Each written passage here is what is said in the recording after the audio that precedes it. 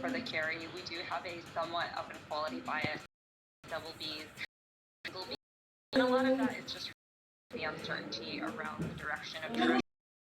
I think that if there is the bias for yields to continue to move higher, then high yield is actually the spot you want to be in. All right, guys, not enough time. Have to have you back soon. Really appreciate your time. That is Adrian Helfert and Winnie Cesar. Thank you both. Still ahead, the final spread, the week ahead. All eyes on Jackson Hole. This is Real Yield on Bloomberg.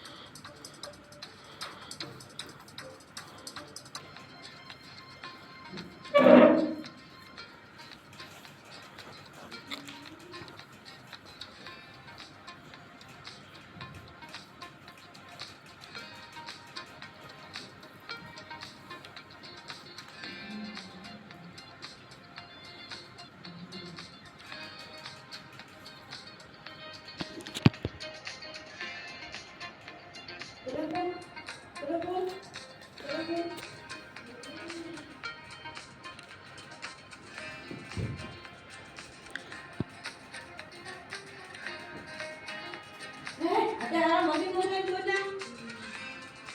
Ya. Mana handphone?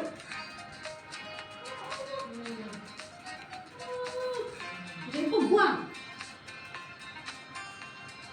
Ah.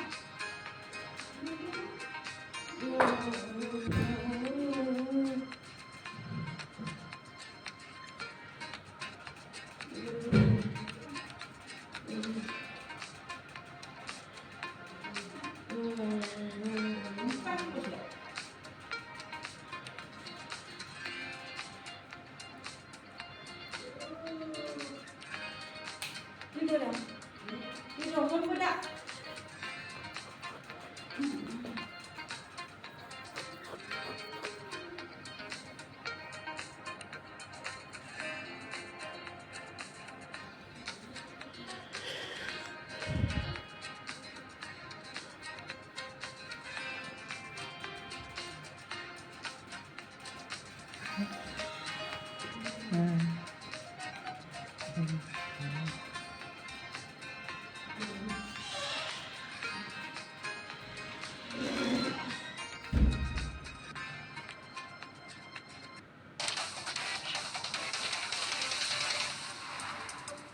I'm Katie Greifeld. This is Bloomberg Real Yield. Time now for the final spread. The week ahead coming up. Earnings pick up on Tuesday. Macy's Lowe's, the Dick's Sporting Goods. Wednesday is the first 2024 GOP presidential debate, and then we have the Fed's Jackson Hole beginning on Thursday.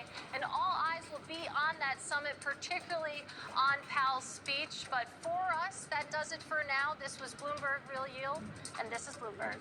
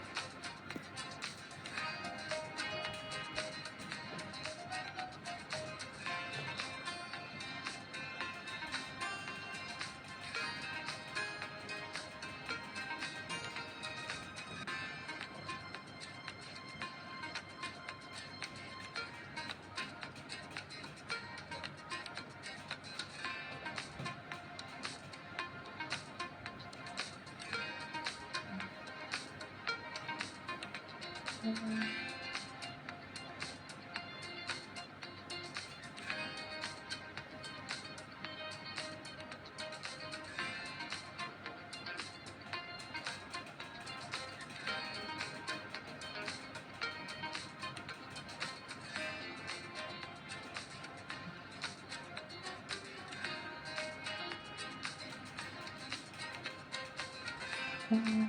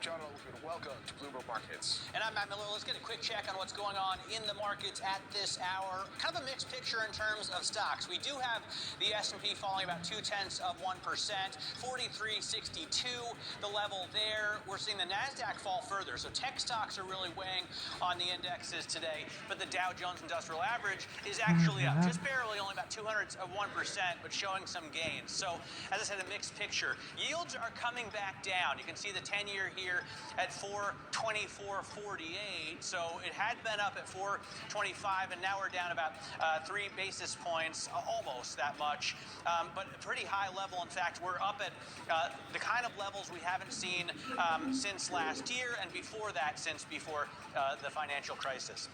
Bloomberg U.S. Dollar Index off about 1.5 points right now, down about 0.1%, 12.39, 12.40. So obviously with these very high yields, that draws people into the dollar, but that started to give up a little bit of the gains that we've seen over the last few weeks. And then NYMEX crude back up today over $1 a barrel at 81.41 for West Texas Intermediate. John, what are you saying?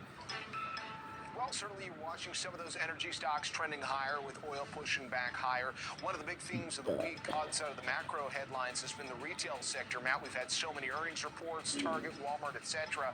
We're still seeing a mixed picture, though, from that group. On the one hand, you've got a name like Ross Stores with some guidance that was crowd-pleasing, so the shares are up about 5% right now. But then you've got a name like Farfetch that's getting crushed today, down more than 40%. Some particular struggles for their U.S. business. And don't go to sleep, because we've still got earnings to watch for as we roll into the end of this Friday trading session in the technology sector, which has also been busy with earnings reports of late. We are awaiting some numbers from cybersecurity giant Palo Alto Networks, and there's been a lot of conversations, Matt, on Wall Street about the fact that they are having a fairly lengthy earnings call scheduled after market on a Friday. If there's something more to watch for there, well, we'll find out.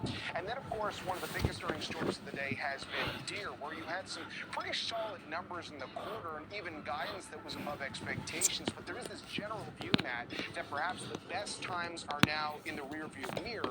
At least that's what some of the analysts have been suggesting with the Deere story. Yeah, I think it's pretty weird because you knew crop prices were coming down before the fantastic earnings report and before they raised their full-year forecast. But let's bring in Mike Hertzer in Chicago to cover Deere. He watches the stock, the company for us out of Chicago. Mike, what happened in the earnings report that drove the shares down? Was there anything we didn't know already that was, the reason?